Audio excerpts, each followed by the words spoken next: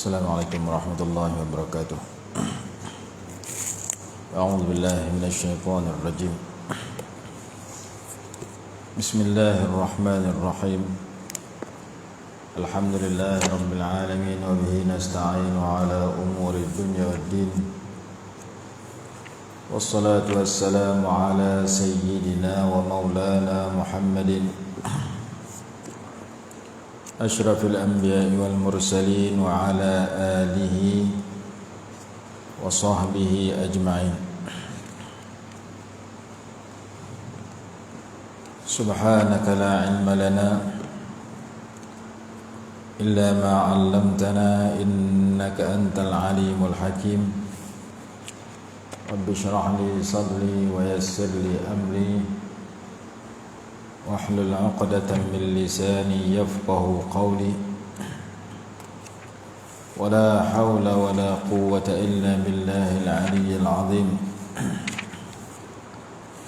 Amma ba'du. Kita masih membicarakan ayat di dalam suratul Hujurat, yaitu ayat yang ke-13 di dalam surah Al-Hujurat. Ya ayyuhan nasu inna khalaqnakum min dzakarin wa untha waja'alnakum syu'uban wa qabaila lita'arafu inna akramakum 'indallahi atqakum innallaha 'alimun khabir. Ya ayyuhan nas, wahai seluruh manusia, inna khalaqnakum min dzakarin wa unsa, sesungguhnya kami telah menciptakan kamu semua bermula daripada seorang lelaki dan seorang perempuan, yaitu Adam wa Hawa, Nabi Adam dengan Sayyidatina Hawa.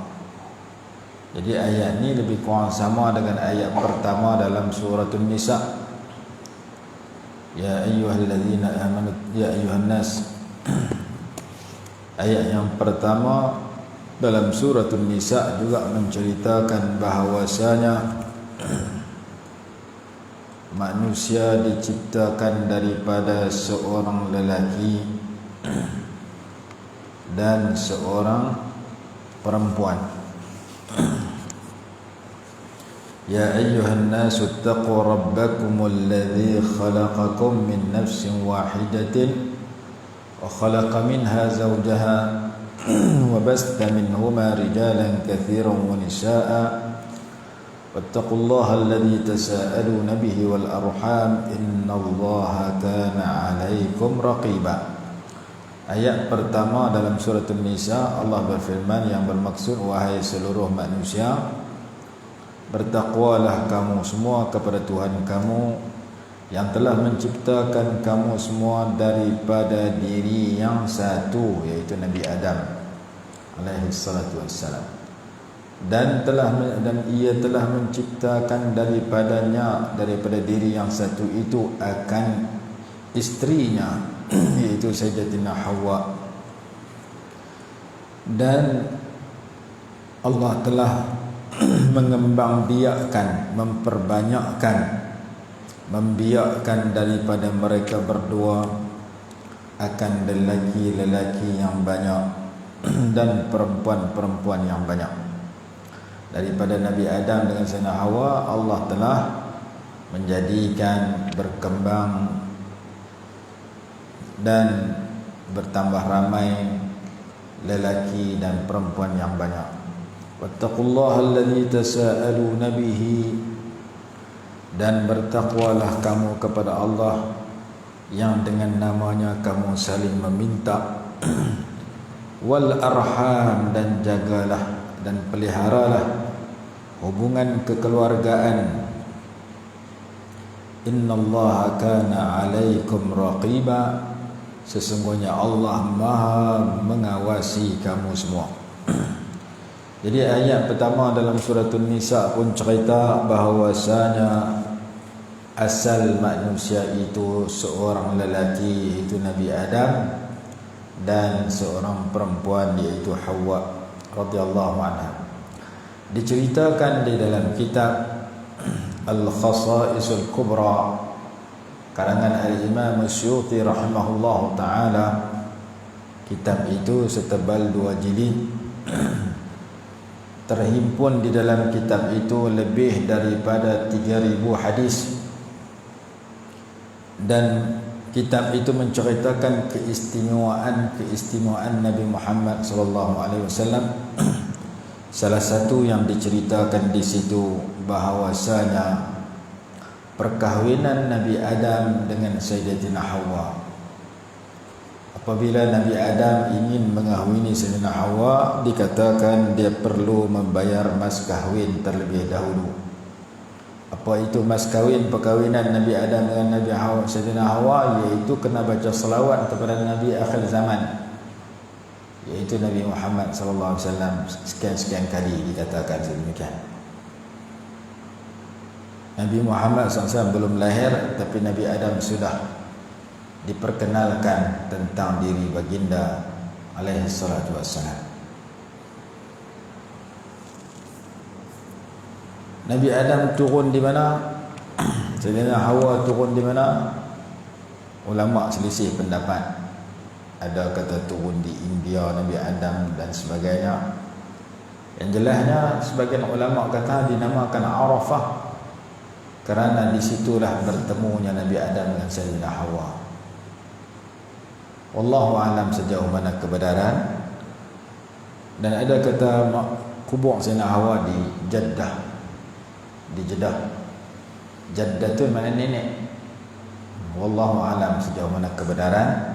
Yang jelasnya manusia berasal daripada Nabi Adam dengan Sayyidina Hawa.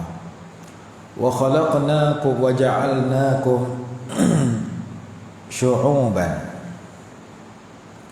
dan kami jadikan kamu semua berbangsa-bangsa. Ni bangsa Arab, ni bangsa bukan Arab. Bangsa bukan Arab ada bahasa orang putih, ada bahasa kulit hitam, ada bangsa Melayu, ada bangsa Filipina, macam-macam seluruh dunia ada. Bahasa pun macam-macam. Ada kumpulan yang bercakap berdasarkan kepada siulan, bersiul saja. Mereka tunjuk satu puak. Wallahu a'lam sejauh mana kebenaran. Yang jelasnya terlalu banyak syu'ub, bangsa-bangsa yang Allah jadikan. Wa qabaila, dan qabilah-qabilah. Yang ni bawah lagi pada bangsa, pecahan daripada sesuatu bangsa itu sendiri. Macam Quraisy, qabilah Quraisy daripada bangsa Arab. Bangsa Arab bawahnya banyak qabilah, banyak puak. Puak yang terkenal, yang terbaik sekali puak Quraisy. Wa qabaila lita'arafu. Apakah hikmah Allah jadikan pelbagai bangsa, pelbagai puak, pelbagai warna kulit, pelbagai rupa paras, pelbagai bahasa? Hikmahnya lita'arafu, agar kamu saling berkenal-kenalan. Ujung ayat menyatakan walaupun bangsa itu banyak, walaupun kabilah itu banyak, bernilai atau tidak bernilai, mulia atau hina seseorang bukan kerana bangsanya, bukan kerana kabilahnya, bukan kerana warna kulit dan rupa parasnya, tetapi mulianya seseorang kerana kepatuhannya kepada Allah Subhanahu wa taala. Yang taat kepada Allah, mulialah dia. Yang tak taat kepada Allah, hinalah dia. Inna akramakum, sesungguhnya orang yang paling mulia di kalangan kamu semua, indallah, di sisi Allah, bukan di sisi manusia. Si manusia orang paling mulia, orang yang pangkat besar, orang yang harta banyak, orang yang pengikut ramai, Orang yang mengaji pandai, di sisi manusia banyak cara. Orang yang pandai cari duit, orang yang pandai dalam bab-bab keduniaan, maka dia mulialah di sudut ahli dunia. Tetapi di sisi Allah Subhanahu wa taala, inna akramakum, sesungguhnya orang yang paling mulia di kalangan kamu, indallahi, di sisi Allah, atqakum, orang yang paling banyak ketakwaannya. Orang yang paling banyak di kalangan kamu ketakwaannya.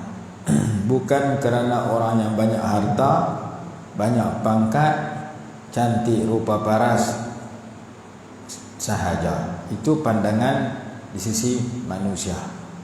Innallaha alimun, sesungguhnya Allah Maha mengetahui zahir kamu, khabirun, Maha mengetahui batin kamu, luaran dan dalaman kamu diketahui oleh Allah Subhanahu wa taala.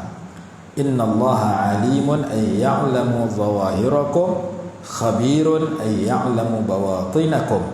Sesungguhnya Allah Maha mengetahui segala tindakan kamu dengan anggota kamu yang zahir, dan Maha mengetahui apa yang terkandung di dalam hati dan dalam batin, dalam perasaan dan kehendak kamu, dalam niat dan tujuan kamu. Ulama berselisih pendapat di dalam menentukan apakah sebab turunnya ayat ini. Ada yang menyatakan Ibnu Abbas radhiyallahu anhuma berkata, pada hari pembukaan kota Mekah, Rasulullah sallallahu alaihi wasallam menyuruh Sayyiduna Bilal radhiyallahu anhu untuk naik di atas permukaan Kaabah, lalu mengumandangkan azan di atas permukaan Kaabah. Kata salah seorang musyrikin, nama Atab ibn Abi Usayd ibn Abi al-Qayd, alhamdulillahilladzi qabada abi hatta la yara hadha al-yawm. Segala puji bagi Allah yang telah mematikan bapakku sehingga dia tidak melihat hari ini. Dia rasa sedih kerana dia kalah, kerana Rasulullah dah buka kota Mekah. Masa tu dia tak berapa, dia rasa tak syok. Wa qala al-Harith bin Hisham, ma wajada Muhammadun ghaira hadzal ghurab al-aswad mu'adhdhina. Kata seorang musyrikin lagi, Muhammad tidak bertemu selain daripada gagak yang berwarna hitam ini sebagai tukang azan. Dia kutuk Sayyidina Bilal. Sayyidina Bilal seorang yang berkulit hitam, dia gelar sebagai burung gagak yang berwarna hitam. Wa qala Sahl bin Amr, wa in yuridillahu syai'an bighairihi. Kata seorang lagi, Allah Ta'ala tidak kehendaki sesuatu selainnya. Kata Abu Sufyan radhiyallahu anhu yang telah memeluk Islam, ana la aqulu syai'an akhafu an yukhbirahu rabbus samawat. Aku tidak mahu mengucapkan satu kata-kata yang aku takut kata-kata itu akan diberitahu kepada baginda oleh Tuhan kepada 7 petala langit. Lalu malaikat Jibril datang bertemu Nabi SAW dan menceritakan kepada Nabi SAW segala ucapan mereka itu. Si fulan kata lagu ni, si fulan kata lagu ni, si fulan kata lagu ni. Maka Nabi SAW panggil mereka semua dan bertanya mereka semua terhadap apa yang mereka telah kata. Lalu mereka mengaku. Rasulullah panggil, Rasulullah kata, hang kata lagu ni, hang kata lagu ni, hang kata lagu ni. Hak mana mereka kata tu Rasulullah cerita balik kat mereka, kerana malaikat Jibril habang. Lalu mereka mengaku kutukan-kutukan yang mereka sampaikan, yang mereka lontarkan kepada Sayyidina Bilal. Lalu Allah Subhanahu wa taala menurunkan ayat yang berbunyi, ayat ini sebagai menghalang mereka daripada berbangga-bangga dengan sebab keturunan, dengan sebab banyak harta, menghina orang-orang fakir, dan yang dinilai di sisi Allah Subhanahu wa taala ialah di atas dasar takwa. Kerana semua manusia datang daripada Nabi Adam dan Hawa. Wa innamal fadlu bit taqwa, dan hanya sahaja kelebihan itu dengan sebab takwa. Itu yang pertama. Yang kedua dikatakan diturun kepada Abi Hindin ketika Rasulullah SAW menyuruh orang-orang yang mempunyai anak-anak yang berwarna berkulit putih mengahwinkan mereka dengan seorang perempuan di kalangan mereka. Lalu mereka berkata kepada Nabi SAW, nuzawwiju banatina mawaliyana, apakah kami nak mengahwinkan anak-anak perempuan kami yang merdeka dengan hamba-hamba lelaki kami? Kami tak mau bagi menikah anak kami yang merdeka, yang tahap tinggi dengan hamba-hamba. Lalu turun ayat, hamba pun kalau dia bertakwa lebih daripada orang yang merdeka. Yang ketiga, pendapat ketiga menyatakan turun pada Qais ibn Thabit ketika berkata kepadanya oleh seorang lelaki, ifsahli, lapangkan tempat untukku. Maka dia berkata, inna ibna fulanah yaqul ifsahli, kinayatan an istighfafihi bih. Sesungguhnya anak kepada si fulanah berkata, beri ruang ataupun lapangkan tempat untuk aku duduk. Ini satu bahasa sindiran menunjukkan kepada penghinaan kepadanya. Maka Nabi SAW bertanya, siapakah yang menyebut si fulanah? Kata Sabit, ana ya Rasulullah, saya wahai Rasulullah. Maka Nabi SAW menyatakan, unzur fi wajhil qaum, lihatlah kepada muka-muka orang ramai. Maka lelaki itu memandang. Maka Nabi SAW bertanya pula, ma ra'aita, apa yang kamu nampak pada muka-muka orang ramai itu? Kata Thabit, ra'aitu abyada wa aswada wa ahmara, aku melihat muka orang ramai itu ada yang warna kulit putih, ada yang warna kulit hitam, ada yang warna kulitnya putih kemerah-merahan. Orang putih kemerah-merahan. Aku lihat muka orang ramai yang ada depan aku, kulit tak sama kala, ada putih, ada hitam, ada coklat, macam-macam kala. Maka Nabi SAW bersabda, innaka la tafduluhum illa bittaqwa, sesungguhnya engkau tidak melebihi akan mereka itu, engkau tidak lebih mulia daripada mereka itu, melainkan jika engkau memiliki sifat taqwa. Lalu Allah menurunkan firman-Nya, ya ayyuhalladzina amanu idza qila lakum tafassahu fil majalisi fafsahu yafsahillah. Wahai orang beriman, apabila dikatakan kepada kamu semua, lapangkanlah tempat duduk dalam sesuatu majlis, maka lapangkanlah. Itu di antara ayat yang kaitan dengan cerita ini. Jadi diceritakan bahawasanya orang yang paling mulia ialah orang yang paling bertakwa di kalangan manusia. Sayyiduna Bilal radhiyallahu anhu, sewaktu dia disiksa heret di tengah panah, bagi dia tidur tengah panah yang kuat di tengah padang pasir oleh tuan dia yang bernama Umayyah yang terbunuh dalam peperangan Badar, salah seorang musyrikin Mekah yang begitu hebat menentang Nabi SAW. Dah lah tidur tengah panah, terlentang atas padang pasir, batu besar diangkat letak atas dada dia, atas perut dia, disiksa sedemikian rupa. Yang dia kata ketika itu, ahadun ahad, ahadun ahad, ahad. Ahad mana Allah Maha Esa. Allah Maha Esa. Allahu Ahad. Tapi dia hanya keluar ahad, ahadun ahad, ahadun ahad. Maka Nabi SAW lalu dan mendengar kata-kata itu. Rasulullah bersabda, ahadun, Allah yang Maha Esa itu akan menyelamatkan engkau.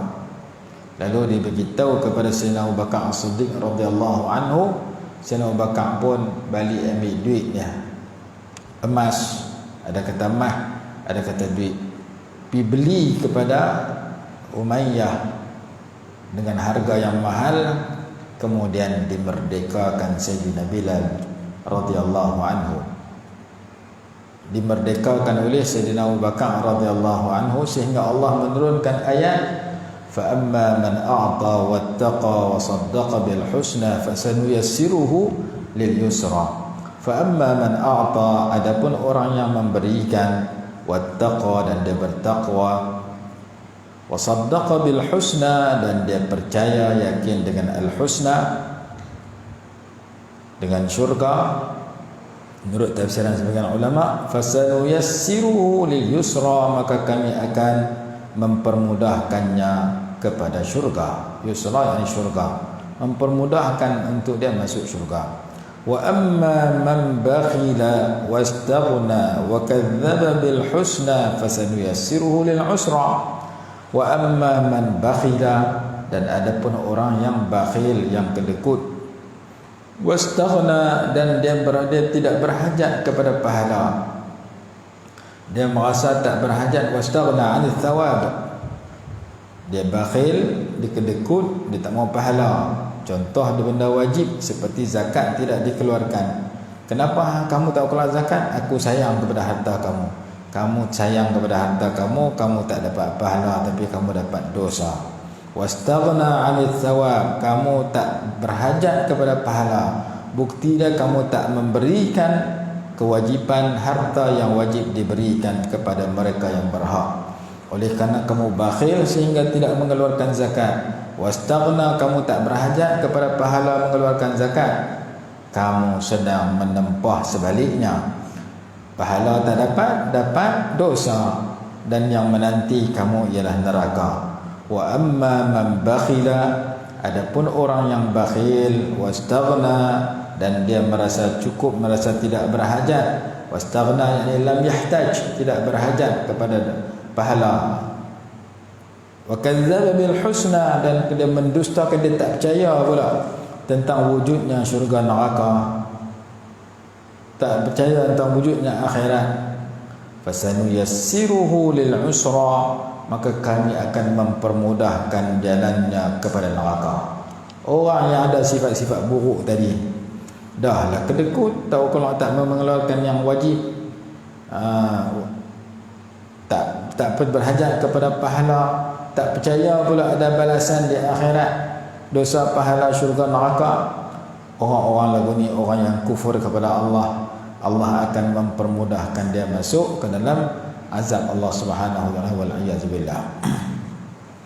Jadi Sayyiduna Bilal radhiyallahu anhu yang dikutuk, kata kala hitam, kulit hitam itu dibela oleh Allah, walaupun dia kulit hitam, dia orang yang bertakwa.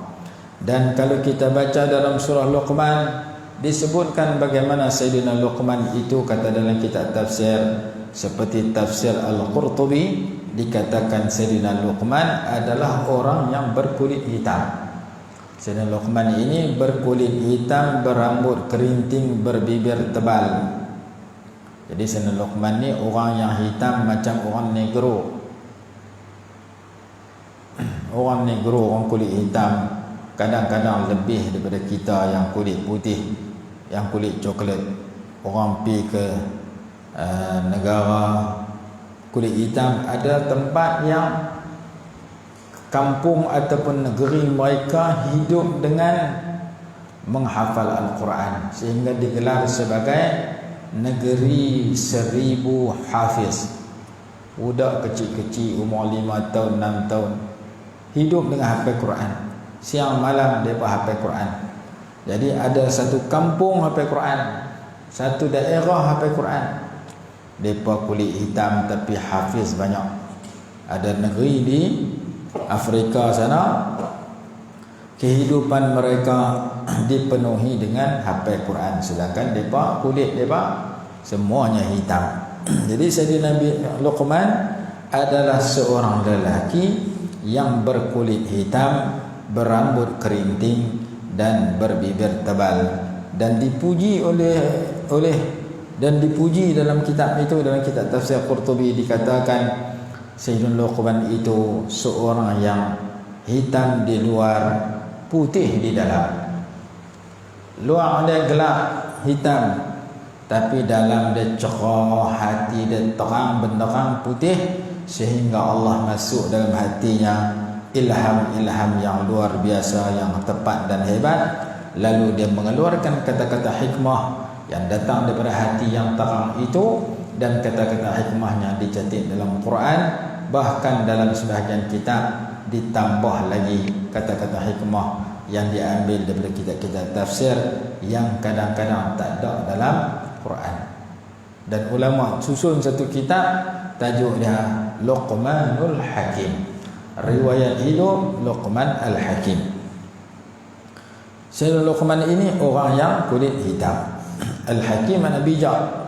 Oleh kerana dia mengeluarkan kata-kata yang menunjukkan kepada kebijaksanaan, kata-kata yang dikatakan hikmah. Dan hikmah itu disebut dalam Quran, yu'til hikmata man yasha', dalam surah Al-Baqarah. Yu'til hikmata man yasha', Allah berikan hikmah kepada siapa yang ia kehendak.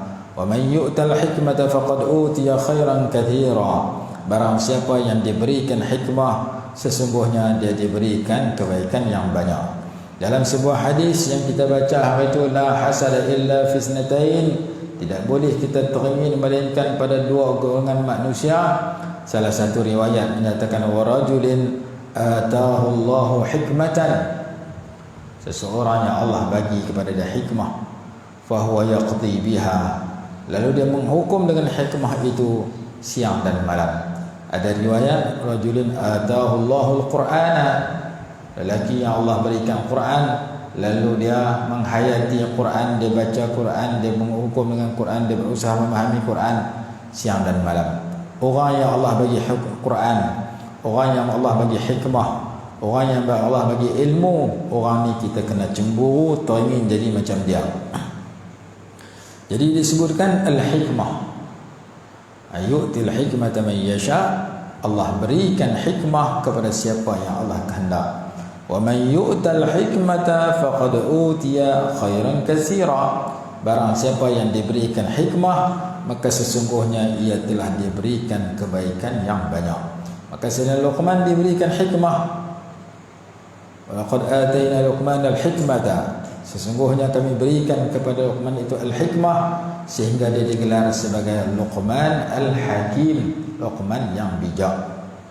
Hakim ni bijak, digelar sebagai orang yang bijak kerana dia pintar, dia cerdik, hati dia terang. Allah Ta'ala masukkan dalam hatinya ilham-ilham yang bagus, sehingga dia mengeluarkan kata-kata yang baik, disebut sebagai kata-kata hikmah.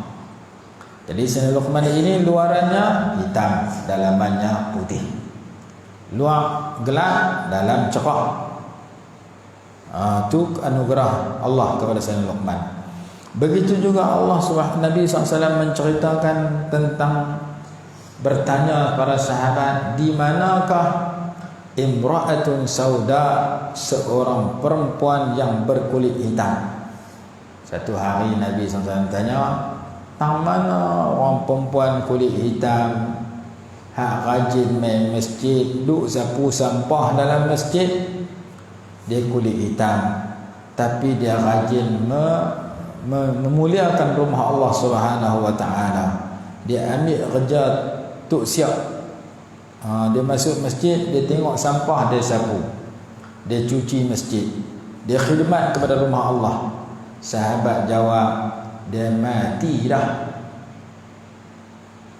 Awak hampa tak abang kat saya? Rasulullah tanya, kenapa tak abang kat saya? Kata dia mati. Sahabat anggap dia orang biasa, tak cerita kat Rasulullah. Lalu mereka semayang sama-sama mereka, mungkin di malam hari, dikebumikan dan sebagainya. Bila dia mati, Rasulullah tanya, mana dia perempuan kulit hitam yang kerja dia membersihkan masjid Allah Subhanahu wa taala, Masjidin Nabawi. Dia habaq matilah kami pakat tanam habislah mayang, kapan tanam, kapan mandi, kapan mayang tanam. Lalu Nabi SAW kata, tunjuk kepada saya di mana kuburnya. Rasulullah nak tahu tak mana kubur perempuan itu. Lalu sahabat bawa pergi tunjuk, maka Nabi SAW sembahyang di atas kuburnya. Rasulullah sembahyang mayat dia di atas kubur perempuan tadi, kerana menghargai sifat mulia yang ada kepada perempuan itu. Walaupun dia berkulit hitam, tetapi kelakuannya begitu bagus kerana dia rajin cuci rumah Allah Subhanahu wa taala. Orang yang cuci rumah Allah, kata dalam hadis, dia diberikan mas kahwin untuk berkahwin dengan bidadari di akhirat kelak.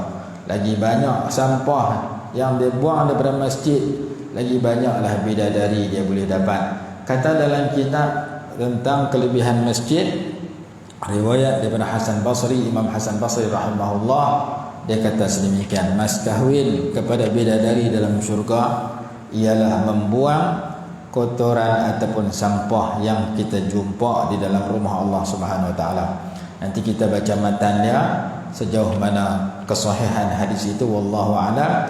Cuma disebutkan sedemikian di antara kelebihan membersihkan masjid, buang cicak, buang sampah yang ada di dalam masjid, tisu ke apa, ia adalah mas kahwin untuk memiliki bidadari di dalam syurga. Kata dalam kitab yang menceritakan kelebihan rumah Allah Subhanahu wa taala.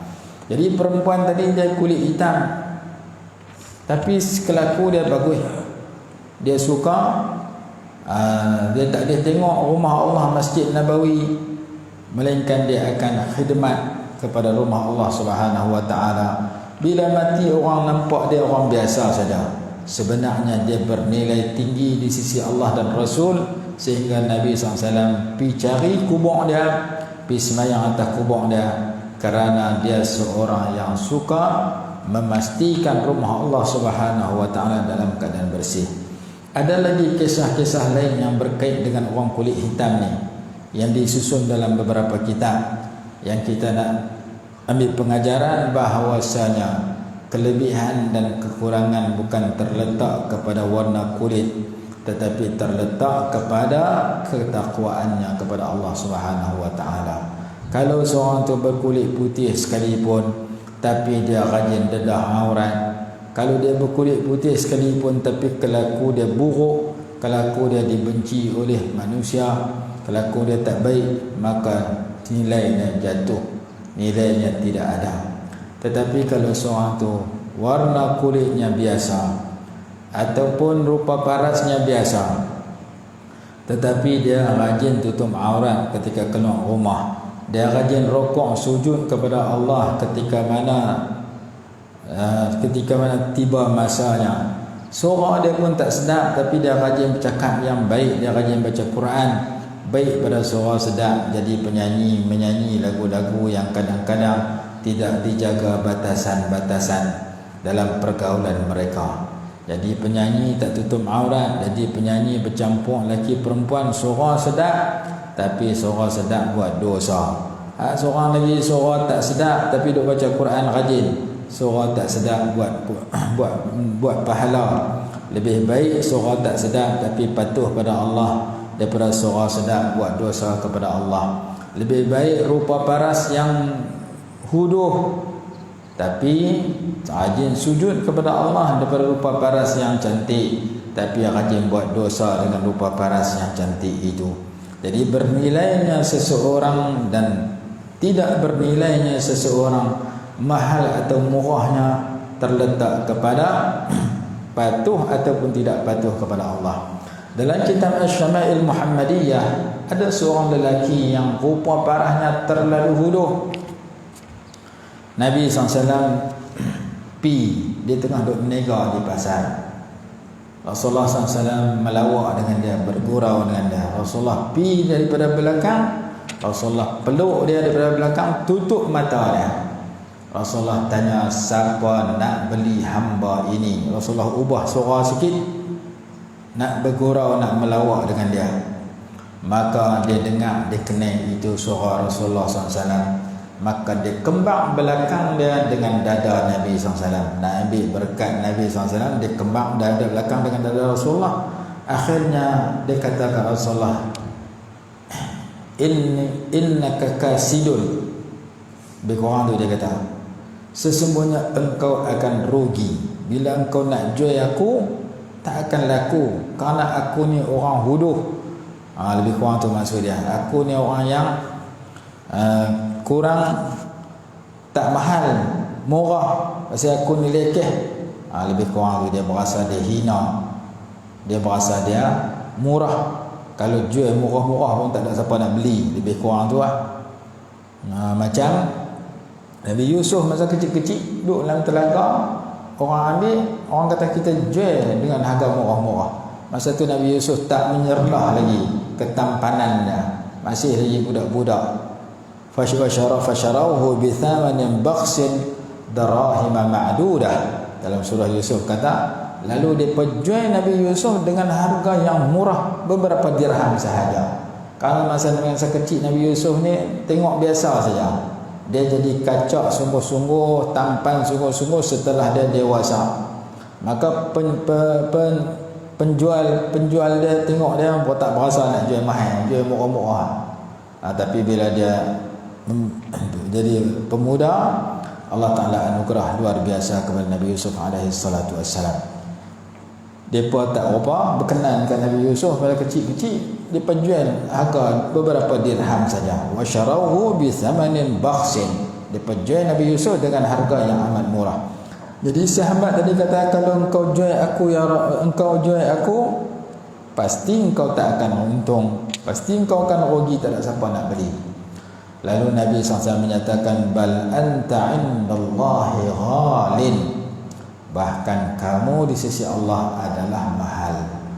Kamu yang berasa murah, sebenarnya kamu mahal, karena kamu orang beriman, kamu sahabat Nabi SAW, kamu orang yang baik, orang yang patuh pada Allah. Walaupun kamu menganggap diri kamu huduh, kamu menganggap diri kamu lekeh, kamu menganggap diri kamu tidak berharga, tapi kamu sebenarnya mahal di sisi Allah Subhanahu Wa Taala.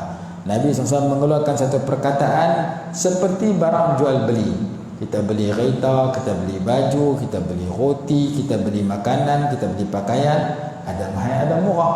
Ni kereta mahal, ni kereta murah, ni rumah mahal, ni rumah murah. Ni makanan mahal, ni makanan murah. Ni baju mahal, ni baju murah. Oleh kerana barang jual beli ada mahal murah, ketika dia kata engkau akan rugi, engkau nak jual aku, tak laku aku ni, kerana aku ni teruk. Nabi SAW jawab, dak, engkau orang mahal. Bal anta indallahi ghalin, kamu ni orang yang mahal di sisi Allah Subhanahu Wa Taala. Mahalnya sahabat itu kerana dia orang yang bertakwa. Jadi ayat yang kita baca selalu orang sebut, inna akramakum indallahi atqakum, sesungguhnya orang yang paling mulia di kalangan kaum si Allah ialah orang paling bertakwa. Ada hadis lain kata, la fadla li arabiyyin ala a'jamiyyin wala fadla li abyada ala aswada illa bittaqwa. Tidak ada kelebihan orang Arab ke atas orang bukan Arab, tidak ada kelebihan orang kulit putih atas orang kulit hitam, melainkan disebabkan ketakwaan kepada Allah Subhanahu Wa Taala. La fadla, tidak ada kelebihan. Warna kulit tidak menentukan kelebihan seseorang. Rupa paras tidak menentukan kelebihan seseorang. Pangkat dan darjat keturunan tidak menentukan kelebihan seseorang. Yang dinilai oleh manusia di dunia, manusia dunia dinilai keturunan, dinilai kekayaan, dinilai pangkat yang besar, tetapi Allah Subhanahu Wa Taala dan Rasulnya menilai ketakwaan. Dalam hadis Imam Muslim yang disebut dalam kitab hadis 40, innallaha la yanzuru ila suwarikum wa amwalikum walakin yanzuru ila qulubikum wa a'malikum. Sesungguhnya Allah Subhanahu wa taala tidak memandang kepada suwarikum, kepada rupa paras kamu, surah kamu. Allah tak melihat rupa paras kamu, wa amwalikum, dan harta kamu. Allah tak tengok hang segak pada orang lain, hang kaya pada orang lain, hang hebat. Itu pandangan manusia. Walakin yanzuru ila qulubikum wa a'malikum, tetapi Allah memerhati kepada hati-hati kamu dan amalan-amalan kamu. Hati kamu elok, amalan kamu elok, itulah tempat pandangan rahmat. Allah memandang dengan pandangan rahmat, Allah pandang dengan pandangan kasih sayang dan belas kasihan. Lagi elok hati kamu, lagi baik amalan kamu, lagi banyaklah kasih sayang yang Allah curahkan kepada kamu. Jadi tempat pandangan Allah ialah hati dan amalan. Tempat pandangan makhluk ialah rupa paras dan harta. Orang tengok rupa paras kita hebat, orang suka kat kita. Orang tengok harta kita banyak, orang ampu kita, dekatkan diri mereka dengan kita, kerana nak harta kita tu bagi kat mereka. Tetapi Allah tidak memandang kepada dua-dua itu. Allah memandang kalau hati kamu elok, amalan kamu elok, harta kamu miliki sikit ke banyak, tetap berguna. Kalau hati kamu tak elok, amalan kamu tak elok, harta sikit pun tak guna, harta banyak pun tak guna. Jadi harta, pangkat, gelaran tidak berguna kalau hati dan amalannya buruk. Jadi Allah Subhanahu wa taala mengangkat tinggi dan seseorang manusia juga sebaliknya menjatuhkan manusia apabila hati dan amalannya dinilai oleh Allah. Hati dan amalannya hebat, mulialah dia. Hati dan amalannya buruk, hinalah dia. Maka kita kena pastikan hati kita hati yang memiliki sifat-sifat yang mulia, dan amalan kita amalan-amalan yang mulia, supaya kita termasuk di kalangan inna akramakum indallahi atqakum. Sesungguhnya orang yang paling mulia di kalangan kamu di sisi Allah ialah orang yang paling tinggi takwanya, paling tinggi pelaksanaannya kepada perintah Allah, dan paling tinggi menjauhi dia daripada larangan Allah Subhanahu wa taala. Kita berhenti tanya dulu, insya-Allah nanti kita sambung sikit lagi dalam beberapa ayat yang berbagi. Wallahu a'lam. Bismillahirrahmanirrahim. Alhamdulillahirabbil alamin. Wassalatu wassalamu ala sayyidina Muhammad wa ala alihi wa sahbihi barik wasallim. Allahumma anfa'na bima 'allamtana wa 'allimna ma yanfa'una warzuqna 'ilman yanfa'una bi rahmatika ya arhamar rahimin. ربنا آتنا في الدنيا حسنة وفي الآخرة حسنة وقنا عذاب النار وصلى الله على سيدنا محمد وعلى آله وصحبه وسلم والحمد لله رب العالمين.